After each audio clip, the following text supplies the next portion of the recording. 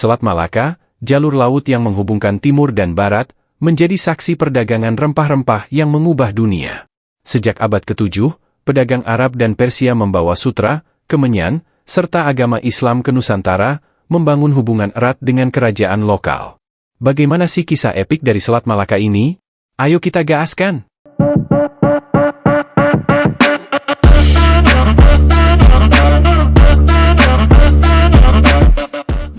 Selat Malaka merupakan salah satu jalur perairan terpenting di dunia, dengan panjang sekitar 900 km dan lebar bervariasi antara 38 hingga 65 km.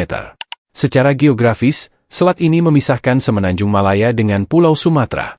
Selat Malaka juga berperan sebagai penghubung antara Laut Cina Selatan di timur dan Samudra Hindia di barat, menjadikannya sebagai jalur penting dalam perdagangan global.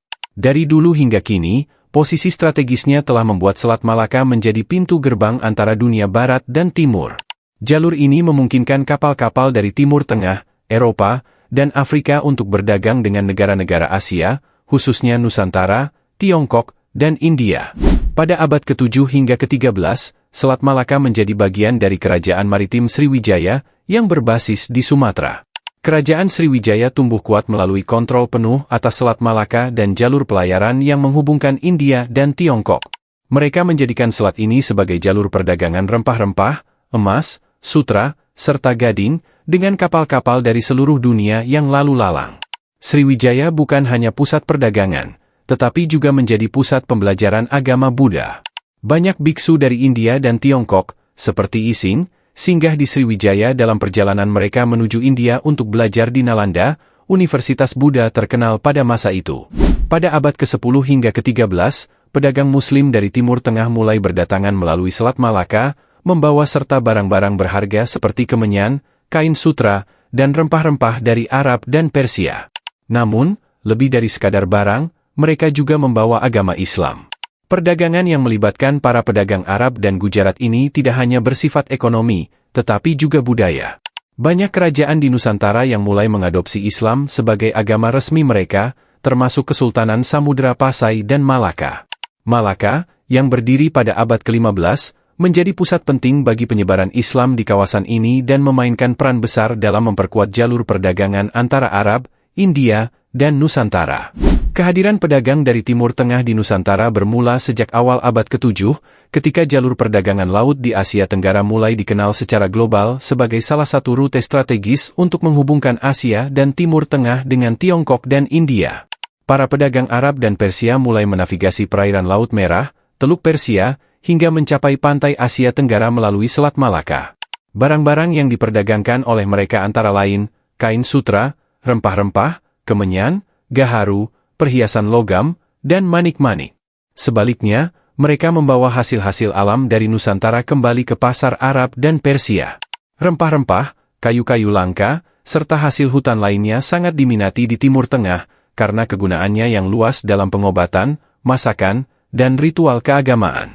Selain barang-barang berharga, pedagang dari Timur Tengah juga membawa agama Islam ke Nusantara. Penyebaran Islam di Nusantara tidak terjadi melalui penaklukan militer, melainkan melalui kontak damai dan hubungan perdagangan. Islam menyebar secara perlahan, terutama melalui interaksi sosial antara pedagang Muslim dan komunitas lokal di wilayah pesisir Nusantara. Para pedagang Muslim sering dianggap sebagai pembawa Islam pertama ke wilayah Nusantara. Mereka tidak hanya menjual barang, tetapi juga berinteraksi dengan penduduk setempat, termasuk bangsawan dan penguasa kerajaan. Dalam proses ini, mereka mulai memperkenalkan ajaran Islam, yang menawarkan sistem kepercayaan baru yang menarik, terutama bagi masyarakat pesisir yang terbuka terhadap pengaruh luar. Pedagang Arab dan Persia kerap menikah dengan perempuan dari keluarga bangsawan setempat, memperkuat hubungan sosial dan politik mereka dengan elit lokal.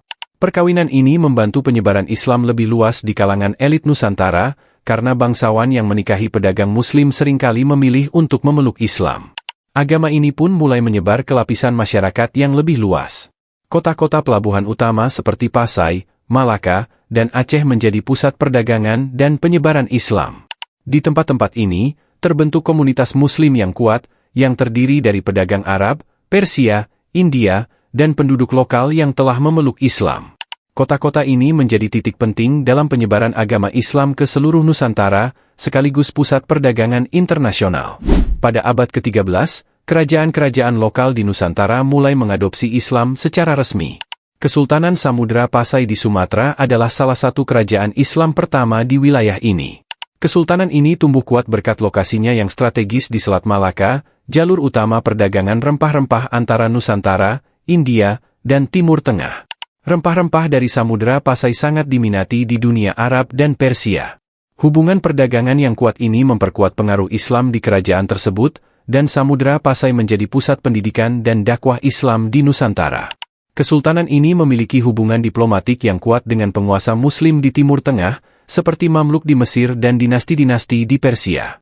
Dalam beberapa catatan sejarah, Sultan Pasai bahkan mengirimkan hadiah rempah-rempah kepada para penguasa Muslim di Timur Tengah, yang kemudian membalasnya dengan pengakuan dan bantuan dalam bentuk dakwah Islam. Setelah jatuhnya Samudra Pasai, Kesultanan Malaka muncul sebagai pusat perdagangan dan penyebaran Islam yang baru. Malaka, yang didirikan oleh Parameswara, seorang pangeran Hindu yang kemudian memeluk Islam dan menjadi Sultan Iskandar Shah, menjadi pelabuhan terpenting di Asia Tenggara pada abad ke-15. Para pedagang Muslim membawa ajaran Islam ke daerah-daerah lain di Nusantara, terutama di Jawa, Sumatera, dan Kalimantan. Malaka menjadi jembatan penting dalam menyebarkan pengaruh Islam di kawasan ini, dengan masjid-masjid dan sekolah-sekolah agama yang didirikan di kota pelabuhan ini. Pedagang Timur Tengah yang berinteraksi dengan masyarakat lokal tidak hanya terlibat dalam transaksi dagang biasa, tetapi juga membawa struktur ekonomi Islam yang baru. Setiap pedagang Muslim diwajibkan membayar zakat atas harta yang diperoleh dari perdagangan.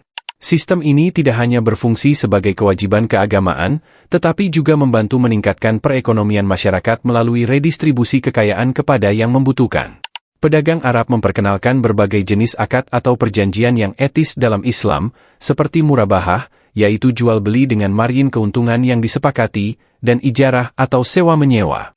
Sistem ini memperkuat kepercayaan dalam transaksi dagang, karena ada unsur transparansi dan keadilan yang ditegakkan sesuai dengan prinsip-prinsip Islam.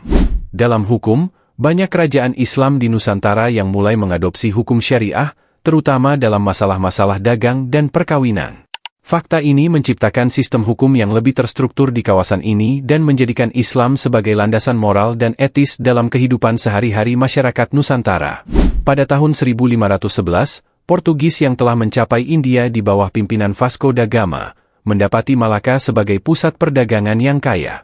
Alfonso de Albuquerque, seorang laksamana Portugis, menyerang dan merebut Malaka, yang akhirnya mengakhiri dominasi perdagangan Islam di Selat Malaka dan mengambil alih kontrol jalur perdagangan.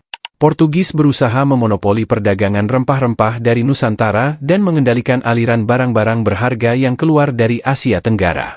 Di bawah kendali Portugis, Malaka menjadi benteng Eropa pertama di Asia Tenggara, yang kemudian menjadi basis penting bagi dominasi kolonial Eropa di wilayah tersebut. Namun, invasi ini tidak berlangsung tanpa perlawanan. Kerajaan-kerajaan lokal dan pedagang dari berbagai belahan dunia mencoba mempertahankan kebebasan perdagangan mereka, meski pada akhirnya banyak dari mereka tunduk kepada kontrol Portugis. Belanda datang ke Nusantara pada abad ke-17 dan segera mengambil alih Malaka dari Portugis pada tahun 1641.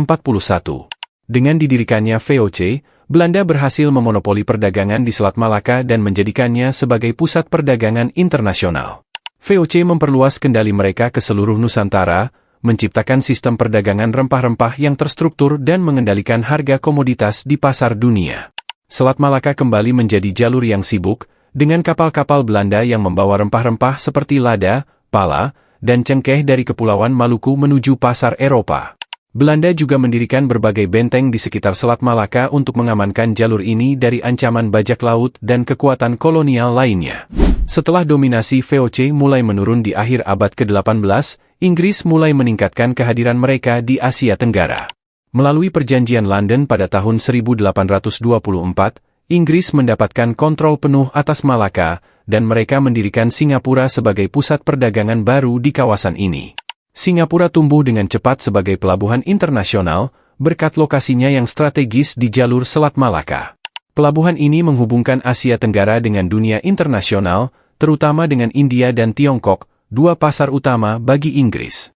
Di bawah kendali Inggris, Selat Malaka berkembang pesat sebagai salah satu jalur perdagangan paling penting di dunia. Memasuki abad ke-20, peran Selat Malaka semakin kuat sebagai jalur perdagangan internasional. Seiring meningkatnya permintaan global akan minyak mentah, terutama dari Timur Tengah, Selat Malaka menjadi jalur utama pengiriman energi dunia. Sekitar 40% perdagangan minyak mentah dunia melewati selat ini setiap tahunnya. Selain minyak, Selat Malaka juga menjadi jalur penting untuk pengiriman barang-barang manufaktur dari Asia Timur, terutama dari Jepang, Korea Selatan, dan Tiongkok. Setiap hari, ribuan kapal tanker dan kapal kontainer melewati selat ini, membawa barang-barang bernilai miliaran dolar. Meskipun menjadi jalur perdagangan utama, Selat Malaka juga menghadapi berbagai tantangan keamanan. Pembajakan, pencemaran laut, dan penangkapan ikan ilegal menjadi ancaman serius di wilayah ini. Negara-negara seperti Indonesia, Malaysia, dan Singapura bekerja sama untuk memastikan keamanan selat ini melalui patroli laut dan sistem pemantauan modern. Selain itu, ketegangan geopolitik di wilayah Asia juga menjadi ancaman bagi stabilitas Selat Malaka. Namun, meskipun demikian, masa depan selat ini tetap cerah, dengan perkembangan infrastruktur maritim dan teknologi baru yang memungkinkan jalur ini menjadi lebih efisien dan aman. Jalur ini menjadi saksi sejarah peradaban, perdagangan, dan transformasi budaya yang terus memengaruhi dunia hingga kini. Selat Malaka bukan hanya jalur laut, tetapi juga simbol kekuatan ekonomi. Sekian dulu video kali ini, semoga ada sesuatu yang bisa dipetik. Jika kalian suka, silahkan tinggalkan jejak like, share, komen, dan subscribe agar kami lebih semangat untuk video berikutnya. Akhir kata, terima kasih.